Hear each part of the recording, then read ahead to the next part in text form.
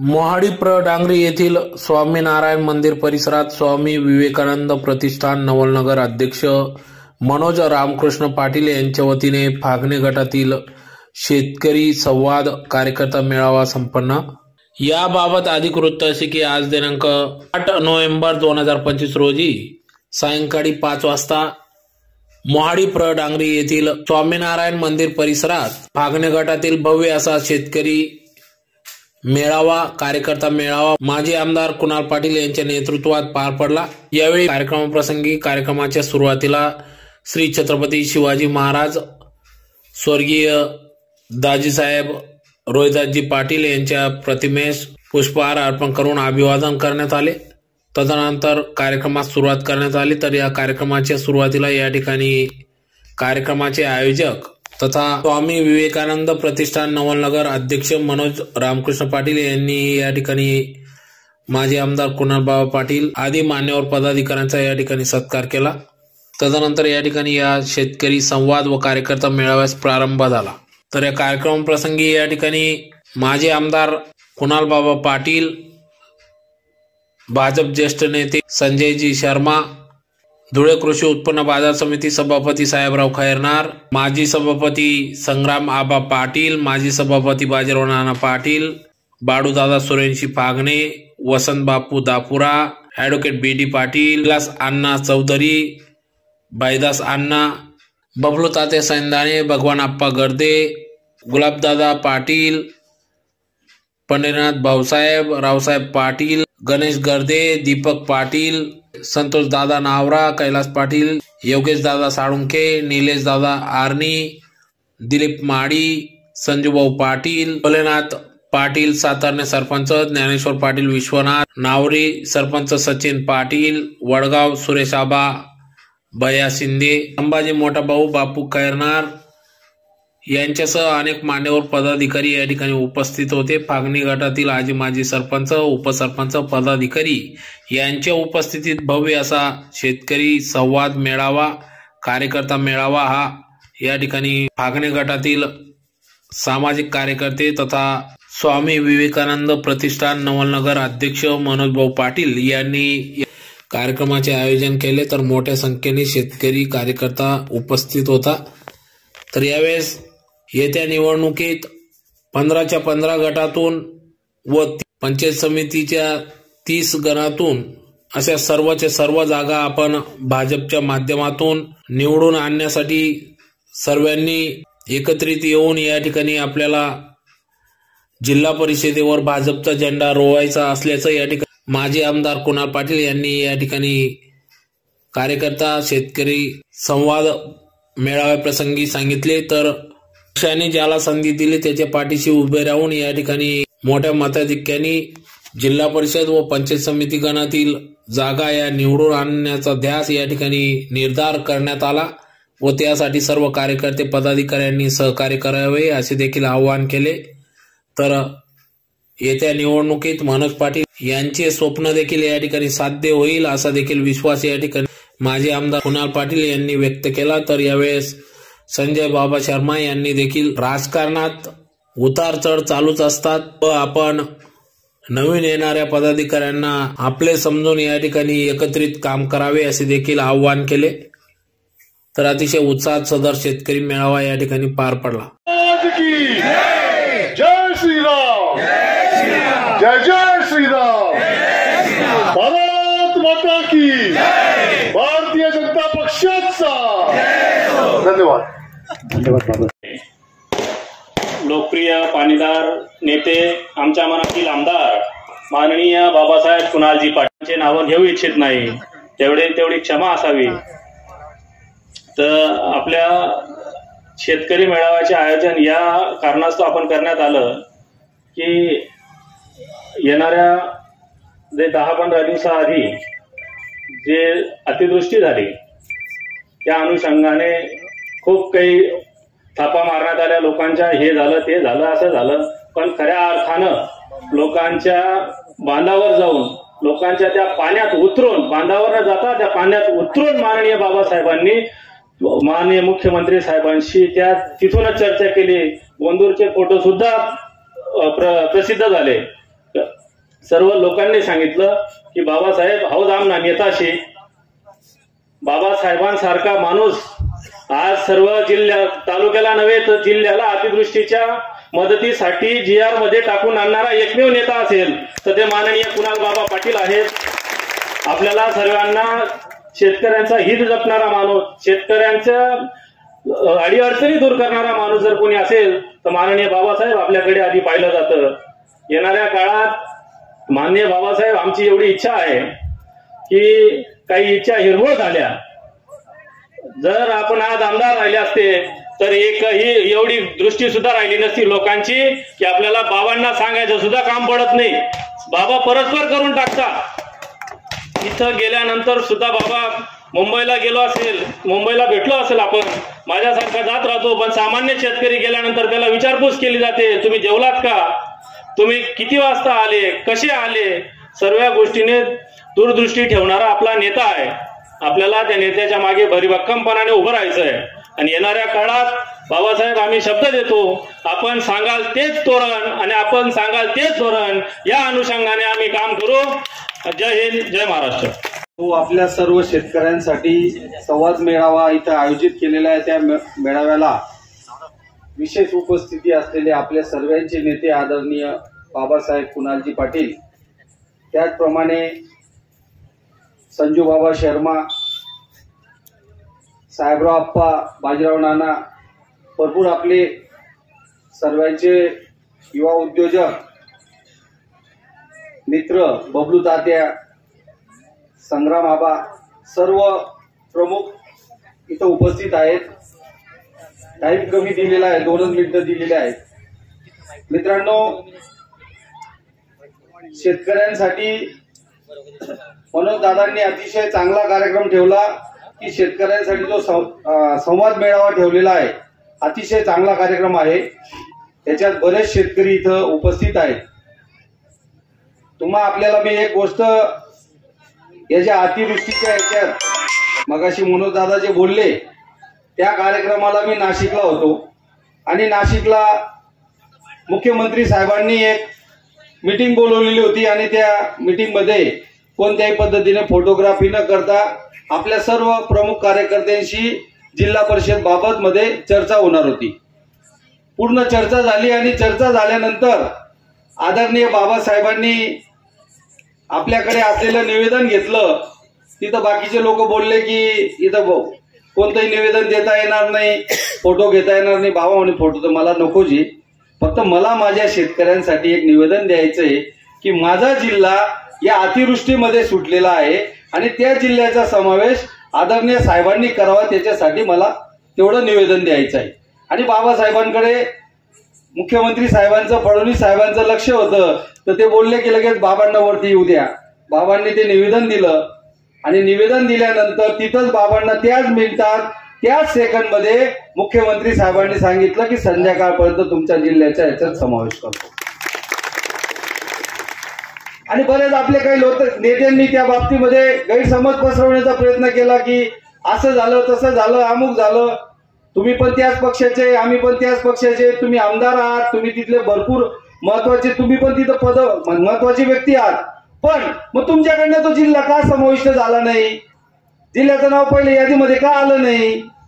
आदरणीय बाबासाहेबांना शेतकऱ्यांबरोबर कळकळा होती आणि शेतकऱ्यांबद्दल केलं त्यांनी काम। त्यांनी काय वाईट काम केलं का? त्याचं स्वागत केलं पाहिजे। तुम्ही आपण कामांच्या बाबतीत चळवळ केली पाहिजे। त्या बाबतीमध्ये एखाद्या माणसाला सांगायचं अशा पद्धतीने टाक, तशा पद्धतीने टाक, बाबा कधीच कोणाला सांगत नाही। आम्ही पण जे बोलतो ना, आम्ही आमच्या पद्धतीने बोलतो, घाबरून बोलतो, कारण की आमच्यावर संस्कार आहेत। संस्कार असे आहेत की वाईट कोणत्याही पद्धतीने बोलायचं नाही, वाईट कोणत्याही पद्धतीने लिखाण करायचं नाही। आपल्याला विकास करायचा आहे, आपल्याला भांडणी करायच्या नाही। मित्रांनो, बाबासाहेबांवर जी आज आपल्या धुळे ग्रामीणची एक मोठी जबाबदारी टाकण्यात आलेली आहे, त्याच्यात सगळ्यांना आनंद होतोय। पण माझी सगळ्यांना एकच विनंती आहे की आपल्या नेत्याला एवढं मोठं पद भेटलंय तर याच्यामध्ये एकच जण जिल्हा परिषदला उभा राहणार आहे, एकच जण पंचायत समितीला उभा राहणार आहे, एका गणामधून, गटामधून। म्हणून आपण सगळ्यांनी आपल्या नेत्याने ज्याला तिकीट दिलं त्याच्या मागे उभं राहायचं, कारण की आपल्या नेत्याला एवढी मोठी जबाबदारी मिळाली तर आपल्याला या 15 जिल्हा परिषद गट आणि पंचायत समिती 30 पंचायत समिती गण हे आपल्या नेत्याच्या नेतृत्वामध्ये निवडून आणायचे आहे. जरी आपल्याला कोणाला तिकीट मिळाले नाही, मला जरी मिळालं नाही एखाद्या वेळेस, तर मी नाराज न होता बाबासाहेबांच्या पाठीशी उभं राहून आपल्याला सगळ्यांना बाबासाहेबांचं नाव दिल्लीपर्यंत जाऊ द्यायचंय, मुंबईपर्यंत जाऊ द्यायचंय की आपल्या या नेत्याला तुम्ही निरीक्षक केल्यानंतर, आमच्याकडे निवडणूक प्रमुख पद दिल्यानंतर बाबासाहेबांनी 15 आणि 15 जिल्हा परिषद गट आणि 30 पंचायत समिती गण भारतीय जनता पार्टीसाठी निवडून आणले. हा आपल्याला बाबासाहेबांसाठी हे काम करायचे. कारण की निवडणूक करत असताना अनेक अडचणी येतात. एखाद्या वेळेस सगळ्याच लोकांना त्या गोष्टीचा न्याय मिळत नाही, वरून श्रेष्ठीकडनं पण काही गोष्टी या कराव्या लागतात.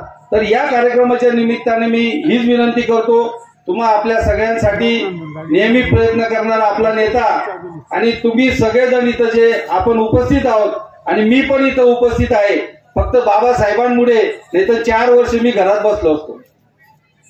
या नेत्याने आपला आयुष्यातील सर्व त्याग करून आपल्यासाठी बीजेपी मध्ये प्रवेश केला, स्वतःसाठी काहीच घेतलं नाही आणि आपल्या सर्वसामान्य कार्यकर्त्यांसाठी आज बाबासाहेब जगतायत. तर असा नेता आणि या बाबासाहेबांसाठी आपल्याला सगळ्यांना काम करायचं आहे. माझ्या इच्छुक सर्व उमेदवारांना एकच विनंती आहे की ज्या उमेदवाराला जे तिकीट मिळालं बीजेपीचं त्याच्या मागे आपल्याला उभं राहायचं आहे. एवढंच बोलतो. आयोजकांनी तर काल भारतीय जनता पार्टीच्या शीर्ष नेतृत्वाने यावर पुन्हा एकदा शिक्कामोर्तब केला की 25,000 लोकांसमोर दाजी साहेबांच्या प्रथम स्मृतिदिनी आलेल्या मुख्यमंत्र्यांनी जो विश्वास तुमच्या नेत्याविषयी कुणाल बाबाविषयी दर्शविला, त्या विश्वासावर खऱ्या अर्थाने शिक्कामोर्तब करण्याचं काम राज्याचे मुख्यमंत्री देवेंद्र फडणवीस यांनी केलं आणि धुळे ग्रामीण जिल्ह्याचा निवडणूक प्रमुख म्हणून सगळे सूत्र आपल्या बाबांच्या हातात दिली.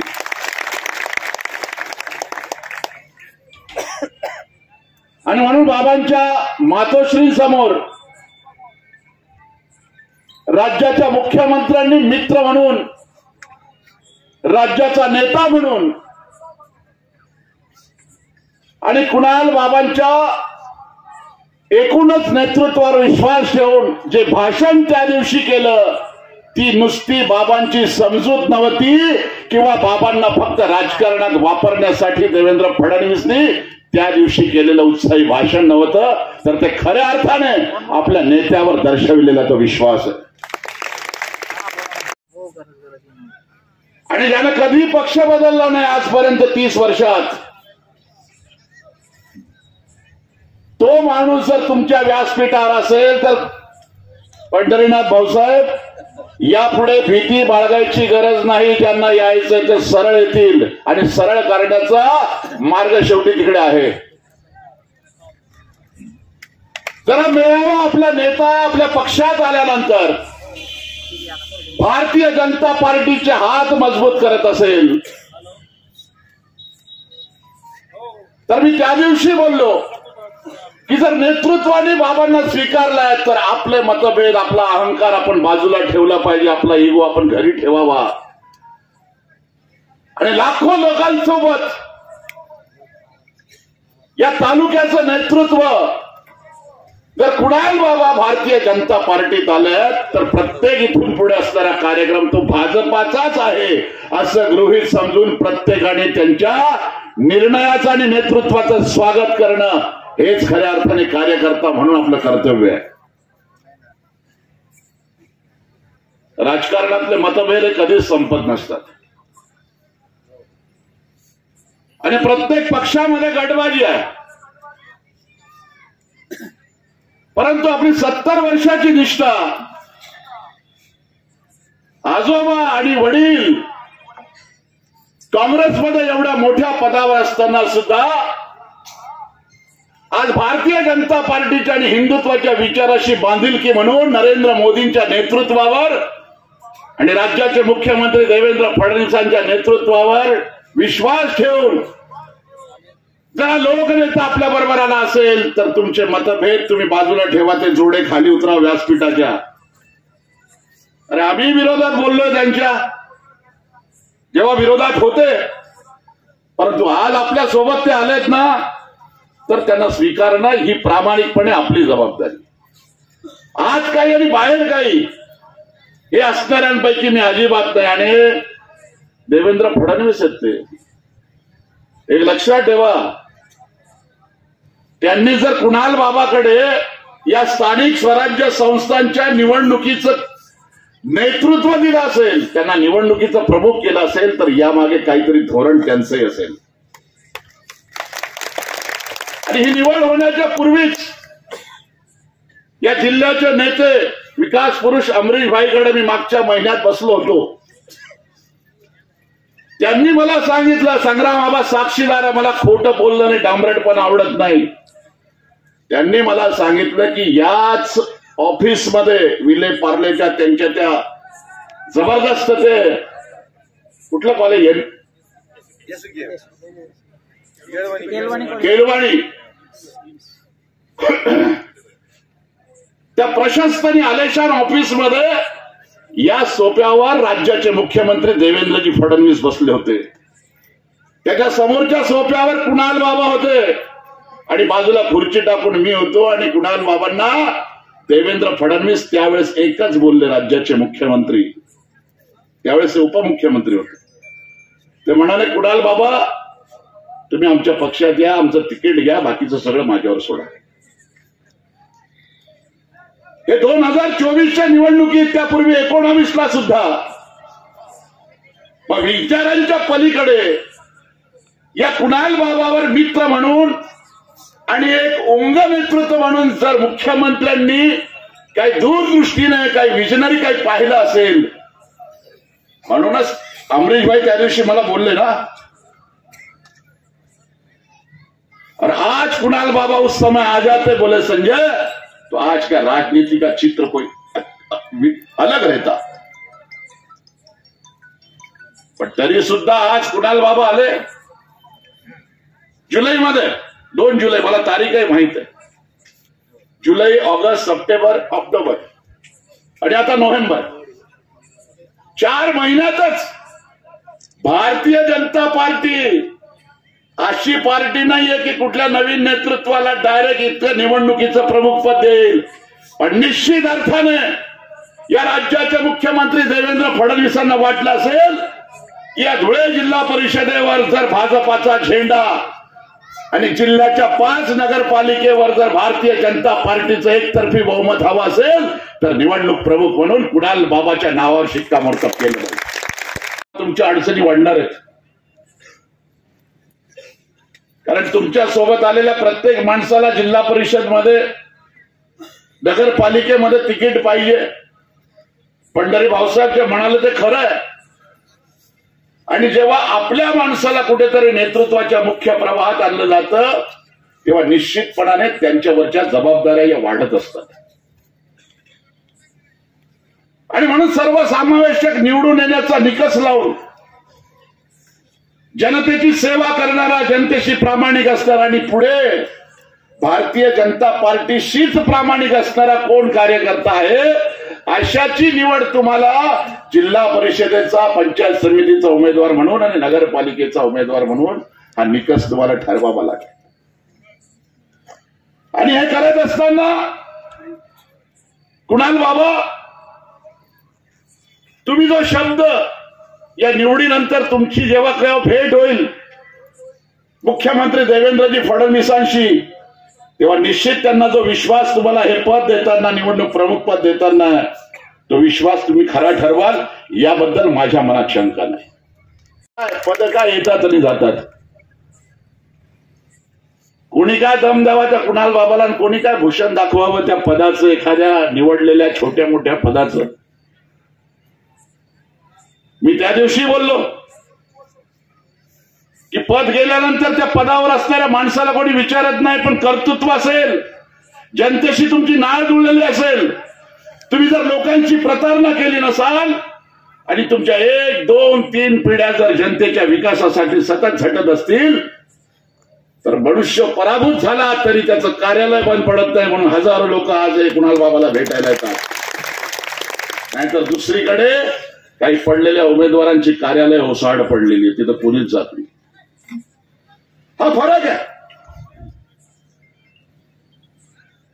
म्हणून कुणाल बाबा,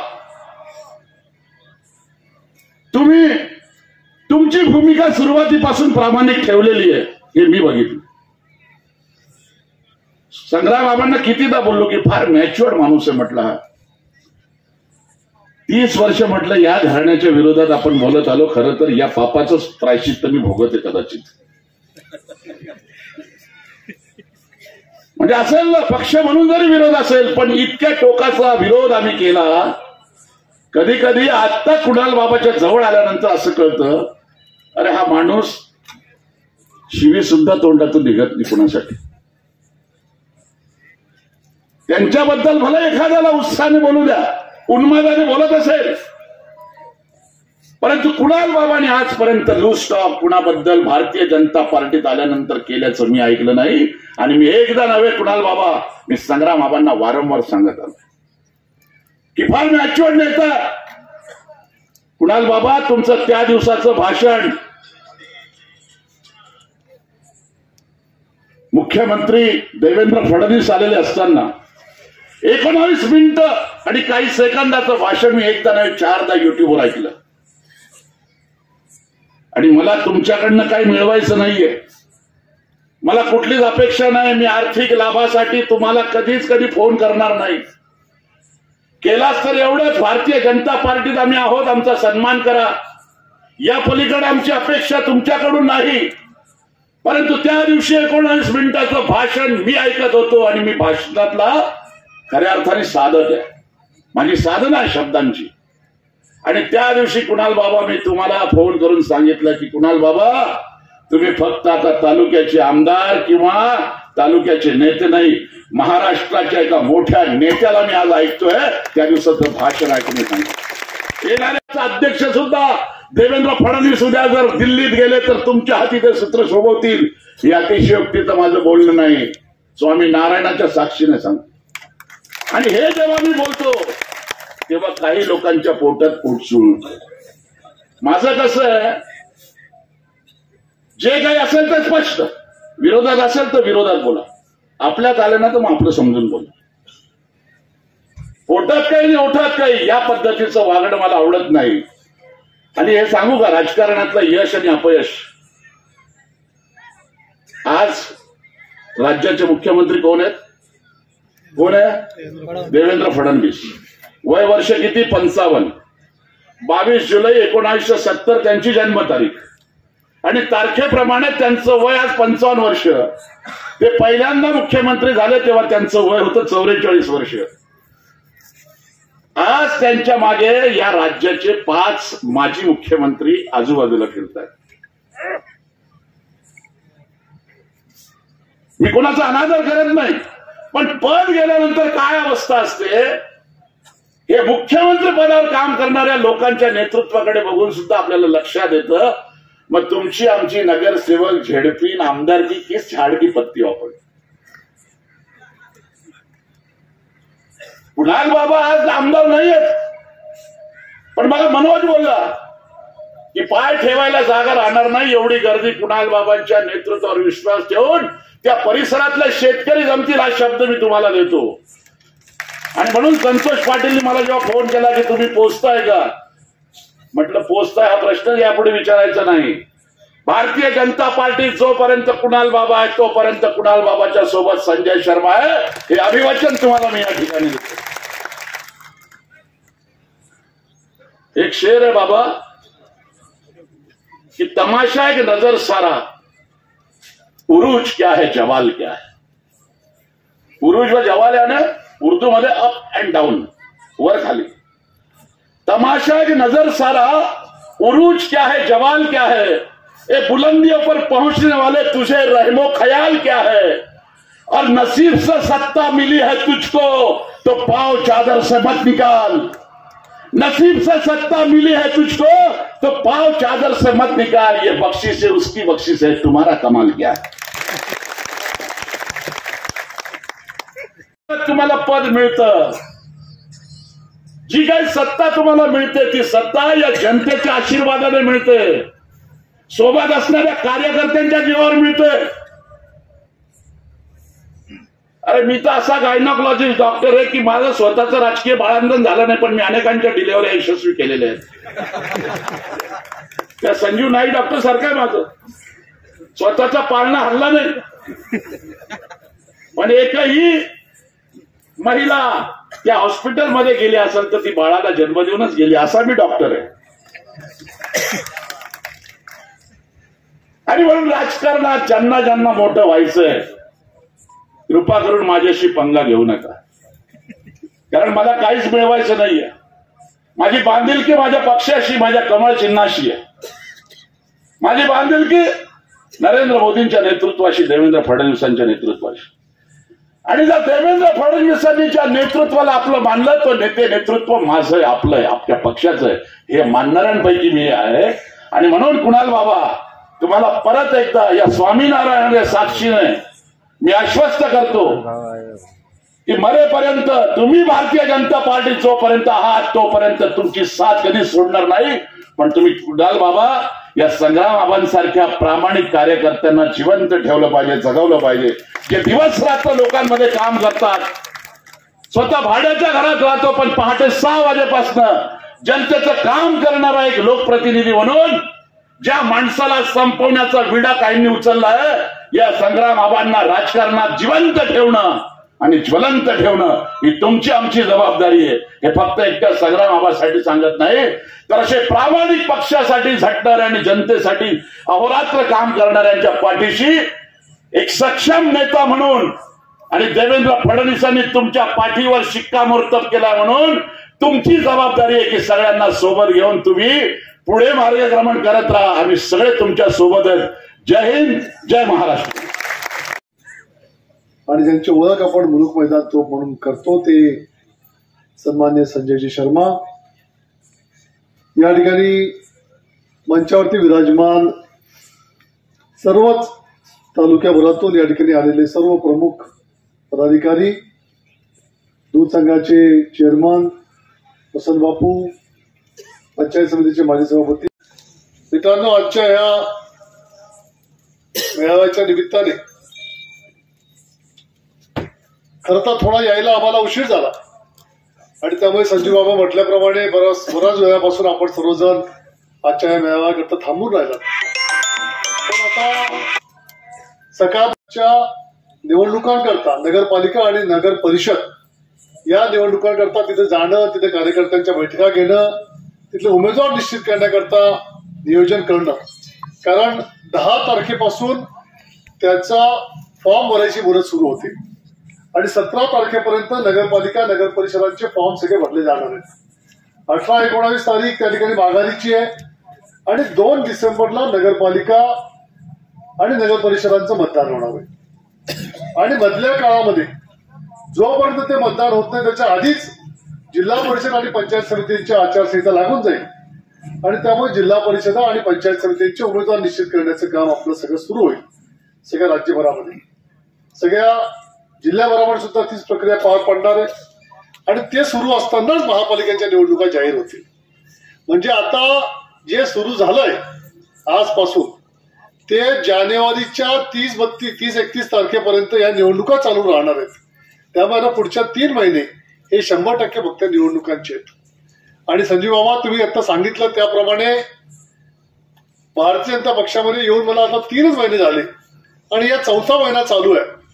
आणि या 4थ्या महिन्यामध्येच धुळे जिल्ह्याच्या ग्रामीण भागाचं निवडणुकांचे प्रमुख म्हणून भारतीय जनता पक्षाने मला संधी दिली. मनापासून धन्यवाद अर्पण करतो भारतीय जनता पक्षाच्या नेतेमंडळींचं की आज तुम्ही एवढी मोठी जबाबदारी आणि एवढा मोठा विश्वास आज मला भारतीय जनता पक्षाने दाखवलेला आहे. मला खरं तर वाटत नव्हतं एवढं लवकर सगळं होईल असं. मला वाटत होतं थोडंसं रखडा होती, चला आपले लिहिलेले म्हणून राहुल लिहिलेले जाई कोठे आहो हे मी विचार करू शकतो ना. लिहिलेल्या ते काय झाले आपले बसा ठेवतो बाजूने. हा जिल्हा परिषदा होऊन जाऊ द्या, मग बाबा बघू. पंचायत समित्या होऊन जाऊ द्या, मग करू. महापालिका मी विजयी, सगळे विजयी नंतर म्हणतील ते पुढले विधायचं वाटतं मी तसंच बघू ना काय. पण तसं काही घडलं नाही आणि खूप चांगली जबाबदारी मला दिली. मला परवाच एका नेत्याचा फोन आला. धुळे जिल्ह्यातल्या अनेक लोकांनी मला फोन करून अभिनंदन केलं आणि त्याच्यामुळे त्या नेत्याने मला असं सांगितलं की म्हणे कुणाल बाबा, भारतीय जनता पक्षाने तुमचं नेतृत्व ह्या जिल्ह्यामध्ये अधिकृतपणे मान्य करून टाकलेलं आहे, हे या निवडीवरून आम्हाला करू शकतो. आणि खरं सांगतो, ज्या वेळी ही मला परवा रात्री संध्याकाळी जेव्हा बातमी कळली, जवळपास गेले 3-3.5 महिने माझी आणि रवींद्र चव्हाण साहेबांची भेट सुद्धा झालेली नव्हती. आणि मुख्यमंत्री महोदयांना कार्यक्रमाला जेव्हा आले होते त्यानंतर मी काही भेटलेलो नाही. परंतु मला असं वाटत नव्हतं स्वप्नामध्ये सुद्धा की अशी काही जबाबदारी आपल्याला देतील. पण ज्या मिनिटाला ही जबाबदारी द्यायचं माझ्या कानावर पडलं, मी दिल्लीमध्ये होतो आणि मला एका पत्रकाराने फोन करून सांगितलं की तुम्हाला धुळे जिल्ह्याच्या निवडणूक प्रक्रियेचा प्रमुख केलेला आहे. त्या मिनिटाला माझ्या मनामध्ये एका मिनिटाकरता असं आलं की सर काय काय म्हणेन आपण, ज्याच्यावर विश्वास दाखवला त्याच्याने दिल खुलासपणाने विश्वास दाखवणारी ही भारतीय जनता पक्ष आहे. याच्यावरून सुद्धा आपल्याला काय बोलता बोलता बोलून गेले की आम्ही कुणाल बाबांच्या बरोबर आता कायमस्वरूपी मरण्यापर्यंत आहोत. कुणाल बाबा जोपर्यंत बीजेपी मध्ये आहेत तोपर्यंत मी कुणाल बाबांच्या बरोबर आहोत. आज मी तुम्हाला सांगून टाकतो की मी जोपर्यंत बीजेपी मध्ये आहे असं बोलायचंच नाही. आता मी सुद्धा कायमस्वरूपी बीजेपी मध्येच आहे, हे तुम्ही कायमस्वरूपी सांगून घ्या. मी सुद्धा आता कुठे इकडे तिकडे जायच्या विचारामध्ये नाही. कारण तुम्हाला सर्वांना माहित आहे की आपण लिहिणं झाले रावानं तर पक्क रावानं. मला परवाच काय कोण सांगू, हा ती गाडी बाजीराव जायला सांगितलं आणि साखर दिली जायचं जास्त जवळ येऊन राहिला तो. एवढं मी जास्त जवळ येत चालत नाही, माझं थोडंसं लांब बोलायचं. नाना मला म्हणत होते म्हणे म्हणे बाबा आता ती काँग्रेस, उभाठा, मनसे या सर्व एक राहणार नाही. काय झालं नाना? हा आणि आता अजितदादावरती केस टाकी दिली म्हणे. हो अजितदादा आणि शिंदे आम्ही काँग्रेस बरोबर जावं शकत म्हणे, या सगळ्या एक विधी पाठा पाडतील म्हणे. मी म्हणतो नाना मी काही उत्तर दिलं नाही, मी फक्त अशी दिलं. नाना आता एवढं लोकेशला तुम्ही मी उत्तर सांगितलेस, त्या सर्व काय एक वीज आहे ना, आणि कोणी काय एक वीज आहे ना. आपण ज्याने ये चढत आता मरे दमपर्यंत आपण त्याने जावं नाही. आता भारतीय जनता पक्षाने ताकद वाढवा करतं, जे जे करू शकतो ते सर्व प्रयत्न. आणि मला माहित आहे की येणारा काळ हा आपलाच आहे आणि आपल्या दृष्टीने हा चांगल्या गोष्टी सर्व आता घडत चालल्या आहेत. गेल्या 2-3 महिन्यापासून जे घडतंय मला माहित आहे की सर्व चांगलं घडणार. आता हे सगळं करायचं कशा करताय, आणि हे सर्व शेवटी आपण गेली 10 वर्ष मी या तालुक्यामध्ये आमदार म्हणून काम केलं. त्याच्या आधी 30-35 वर्ष दाजीसाहेब या तालुक्याची काम करत होते, सेवा करत होते. आणि साहेबांबरोबर मी जेव्हा जेव्हा फिरत होतो तेव्हा मला चांगलं जाणवत होतं सकाळपासून तर रात्रीपर्यंत साहेब जे जे काम करायचे ते या तालुक्यातल्या प्रत्येक माणसाला काहीतरी मिळालं पाहिजे, या तालुक्यातल्या सर्वसामान्य शेतकऱ्याला काहीतरी झालं पाहिजे, काहीतरी मिळालं पाहिजे, हा विश्वास डोळ्यासमोर ठेवून काम करतायत. आणि त्यामुळे मी तुम्हाला अत्यंत अंतर्मनापासून सांगतोय की हा जो सेवेचा वारसा माझ्या वडिलांनी, माझ्या आजोबांनी मला दिलाय, तोच सेवेचा वारसा आपण पुढे घेऊन जायचं, हाच विचार मनामध्ये ठेवून सर्व हे काम चाललंय. आणि त्यामुळे हे जे सर्व राजकारण आहे हे फक्त या तालुक्यातल्या सर्वसामान्य माणसाची सेवा कशी होईल याकरता मला करायचं.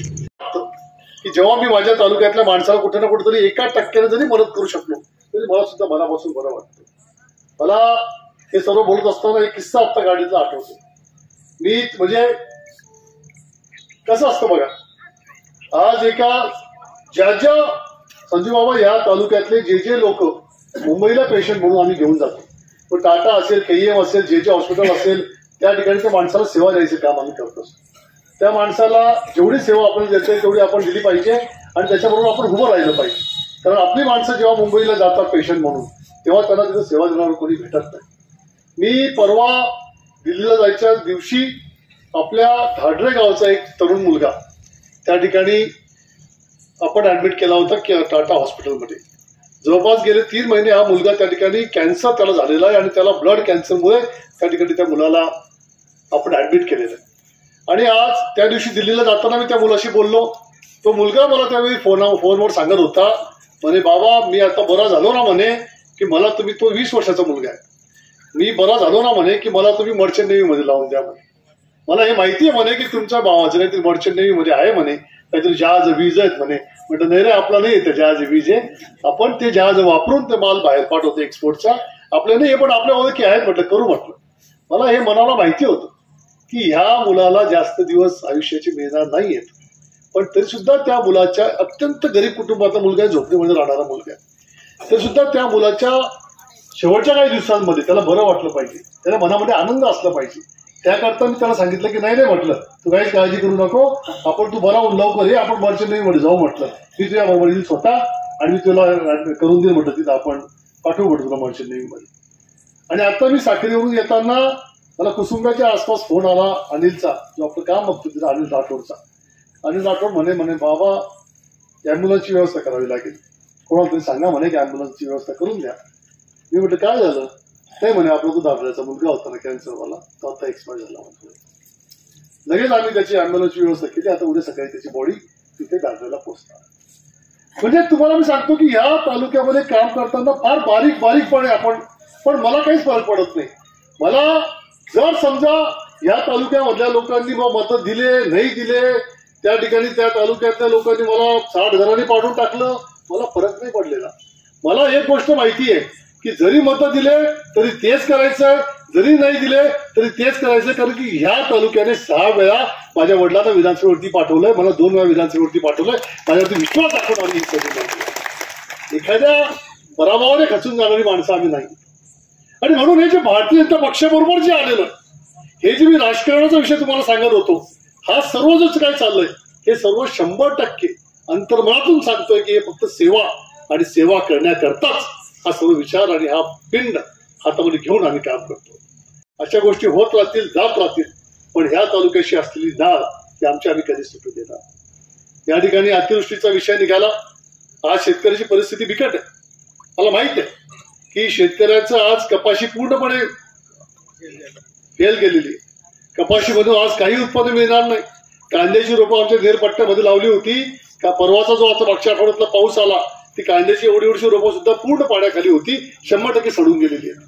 आणि त्यामुळे शेतकऱ्याची अवस्था ही अत्यंत बिकट झालेली आहे. मी आज सुद्धा जरी मी विधानसभेच्या सभागृहामध्ये नसलो तरी सुद्धा जेव्हा मुंबईला असतो आणि जेव्हा मंत्रालयामध्ये जातो तेव्हा कृषी मंत्र्याला भेटून आणि माननीय मुख्यमंत्र्यांना भेटून मी एकच सांगतो, साहेब माझ्या तालुक्यातल्या प्रत्येक शेतकऱ्याच्या खात्यावरती काही ना काही रक्कम पडलीच पाहिजे, अशी व्यवस्था तुम्ही करा, त्याशिवाय आपले शेतकरी जगणार नाही. हे मला वारंवार सांगायला. आणि सांगण्याकरता मी आमदारच पाहिजे असं काही नाही आहे ना. मी जरी आमदार नसलो तरी माझी आमदार हे कायमस्वरूपी माझ्या मागे लागून गेलेलं आहे आता. आणि हे कोणी लावलंय माझी आमदार? आज मी परवा त्या ठिकाणी संजीव बाबा शिरदारांना सुद्धा सांगितलं की आज कुणाल पाटलांची ओळख या संपूर्ण महाराष्ट्रामध्ये झालेली. आज महाराष्ट्रामध्ये कुठेही गेलो तरी कुणाल पाटील कोण हे सांगायची गरज पडत नाही. आणि विधानसभेची माझी भाषणं झाली, ती भाषणं सुद्धा आज महाराष्ट्रातल्या भरपूर तरुण मंडळींनी बघितलेली आहे आणि त्यामुळे त्यांना माहिती आहे कुणाल पाटील कोण आहे. पण हे सर्व ओळख माझी महाराष्ट्राला निर्माण करून देणारं कोण होतं तर ते फक्त आणि फक्त धुळे ग्रामीण मधली माझी जनता होती. तुम्ही सर्वांनी माझी ओळख निर्माण करून दिली आणि त्यामुळे ही ओळख ही तुमच्यामध्ये निर्माण झाली आहे आणि ही कायमस्वरूपी तुमच्या चरणी अर्पण करून तुमच्या सेवेमध्ये मी कायमस्वरूपी राहणार आहे, एवढा विश्वास तुम्हाला मी आजच्या या मेळाव्याच्या निमित्ताने देतो. मी त्या मनोज दादाला म्हणतो, कृषी मेळावा का शेतकरी मेळावा नाव ठेवून दिलं, तू कार्यकर्ता संवाद मेळावा नाव ठेवायला पाहिजे होतं. कारण हा खऱ्या अर्थाने कार्यकर्त्यांचा संवाद झालेला आहे. शेतकरी आहेतच ना, शेतकरी आपण सर्वांच येतो, बाकीना बांधवरला आहे, बाकीना खरं आहे ना, आपण सर्वच शेतकरी. पण कार्यकर्ता संवाद, कारण की जमलेली बरीपैकी 90% मंडळी ही कार्यकर्ते मंडळी आहे. आणि कशा करता जमलं आहे मला माहिती आहे. तू पुढं का बरोबर धपाडी का बरोबर आहे ना, तू शेतकरी मेळावा, शेतकरी नाही रे, अहो जिल्हा परिषद करता हे कार्यकर्ता मेळावा ओपन सांगितला धपाडी करी काय करा. त्यामुळे संजीव बाबा म्हटले ते बरोबर आहे की आता माझ्या अडचणी अजून वाढून गेलेल्या आहेत. मला जर समजा प्रमुख केलं नसतं तर मी रोज असा बेकार मांडलो असतो. नाही या गटामध्ये माणूस द्यावं लागेल, त्या गटामध्ये मला माणूस द्यावा लागेल. आता भांडू कोणा सांगेल, आता मीच प्रमुख आहे, मला सांगेल भांडणं पुढे. त्यामुळे आम्ही भांडणांनी जबाबदारी समोर टाकी दिली मी आणि मी उत्तर द्यावे असे. त्यामुळे निर्णय घेण्याची प्रक्रिया ही तशी फार सोपी झालेली आहे, परंतु तेवढीच कठीण सुद्धा झाली. त्यामुळे मनोज दादा तुझ्या मनामध्ये काय चाललंय मला माहिती आहे आणि या ठिकाणी जमलेल्या प्रत्येक माणसाच्या मनामध्ये काय चाललंय मला माहिती आहे. जेव्हा नाशिकला फडणवीस साहेबांनी आणि रवींद्र चव्हाण साहेबांनी मिटिंग बोलवली आणि त्या मिटिंगमध्ये या जिल्ह्यातल्या सर्व प्रमुख नेते मंडळींना बोलवून त्या ठिकाणी चर्चा केली, त्यावेळी धुळे ग्रामीणचा विषय जेव्हा तालुक्याचा विषय निघाला तेव्हा फडणवीस साहेबांनी माझ्याकडे बघितलं, मला म्हणे तुम्ही बोला. मी हातावर माईक घेतला, मी जास्त काहीच बोललो नाही. बाकी लोक भलत्या लांब नाही राहतात, पण मी एकच बोललो, म्हटलं साहेब मागच्या वेळी जिल्हा परिषदेची जेव्हा निवडणूक झाली तेव्हा धुळे तालुक्यामध्ये धुळे जिल्ह्यामध्ये आम्ही महाविकास आघाडी म्हणून लढलो होतो आणि धुळे तालुक्यातल्या 15 जागांपैकी 8 जागा या महाविकास आघाडीच्या आम्ही निवडून आणल्या होत्या. यावेळेस म्हटलं तुम्हाला मी शब्द देऊन जातोय की धुळे तालुक्याच्या 15च्या 15 जागा या भारतीय जनता पक्षाच्या निवडून आल्याशिवाय राहणार नाही, हा शब्द त्यांनी त्या ठिकाणी घेऊन आणला. आणि त्यामुळे आता मी दिलेला शब्द पार पाडण्याची जबाबदारी आपल्या सर्वांची आहे. संघटितपणे आपल्या सर्वांना काम करावं लागेल आणि आपल्याला ताकदीने त्या ठिकाणी प्रत्येक उमेदवाराच्या पाठीमागे उभं राहून आपल्याला त्या ठिकाणी त्या उमेदवाराचा प्रचार करावा लागेल आणि 15च्या 15 जागा या आपल्याला आणि 30च्या 30 पंचायत समिती आपल्याला भारतीय जनता पक्षाचे निवडून आणावे लागतील. त्याकरता आपण सगळेजण कटिबद्ध होऊया अशा प्रकारची विनंती आजच्या या मेळाव्याच्या निमित्ताने आपल्या सर्वांना करतो. मी बघत होतो की आणि तुम्ही भारतीय जनता पक्षानं फटका बिटका काय टाकेल त्याच्या शेतकरी मेळावा तर मी बघत होतो सदाशिव सूर्यवंशी सरांचा आज जरा मी म्हटलं काय ते गडबड होऊन राहील, काय नेमकं मला कळत नव्हतं गडबड काय होईल राहील. आपण ते इथला कडक पाळणारा पठ्ठा आहे आणि इथला हाऊ कसं काय बिस्किट आहे ना. नंतर माझ्या लक्षामध्ये आलं की सूर्यवंशी सर असं बिस्किट असं होते की सला भारतीय जनता पक्षाऐवजी काँग्रेस पक्ष नको निघू दे आपलं तोंड माहिती कारण हळूहळू गाडी चालणार एकदम. पण आता हळूहळू सवय होऊन जाईल सर आपल्याला आणि या सवयीनंतर भारतीय जनता पक्षाचीच ताकद वाढवण्याकरता आपल्याला सर्वांना काम करायचंय. आपण सर्वजण कटिबद्ध होऊया आणि आपण हे सर्व जे करत असतो जिल्हा परिषद उद्या आपल्या ताब्यामध्ये येईल, पंचायत समिती आपल्या ताब्यामध्ये येईल. उद्या जिल्हा परिषद पंचायत समिती असताना सुद्धा वरती केंद्र राज्य सरकारपर्यंत केंद्रापर्यंत जे काही काम करायचंय ते ह्या तालुक्यातल्या शेतकऱ्याकरता, ह्या तालुक्यातल्या कष्टकऱ्याकरता, ह्या तालुक्यातल्या मोलमजुरी करणाऱ्या कामगाराकरता, ह्या तालुक्यामधल्या महिला भगिनींकरता आणि ह्या तालुक्यातल्या प्रत्येक घटकाला न्याय मिळवून देण्याकरता आपल्याला सर्वांना कटिबद्ध व्हायचं आहे. ते कटिबद्ध आपण होऊ आणि आपली ही सेवेची परंपरा अशीच आपण पुढे घेऊन जाऊ हा विश्वास तुम्हाला जमलेल्या सर्व शेतकरी बांधवांना आणि कार्यकर्त्यांना या ठिकाणी देतो. आपण सर्वजण मोठ्या संख्येने या ठिकाणी जमला त्याबद्दल सर्वांचं खूप खूप मनापासून धन्यवाद अर्पण करतो. आणि स्वामीनारायण मंदिराच्या आवारामध्ये कार्यक्रम असल्यामुळे मला असं सांगितलं गेलं की साध्या जेवणाची व्यवस्था केलेली आहे आणि त्यामुळे आज साध्या जेवणावरती काय असं तर आम्ही भागवून घेऊ, पण पुढच्या वेळेचं जेवण हे आपल्याला जरा नेहमीच व्यवस्थित द्यावं लागेल अशा प्रकारची विनंती मला दादाला या ठिकाणी करतो. आणि आपण सर्वजण अत्यंत उत्साहामध्ये आज हा मेळावा यशस्वी केला त्याबद्दल सर्वांचं खूप खूप मनापासून धन्यवाद अर्पण करतो आणि थांबतो. एक घोषणा माझ्याबरोबर द्यायची तुम्हाला सर्व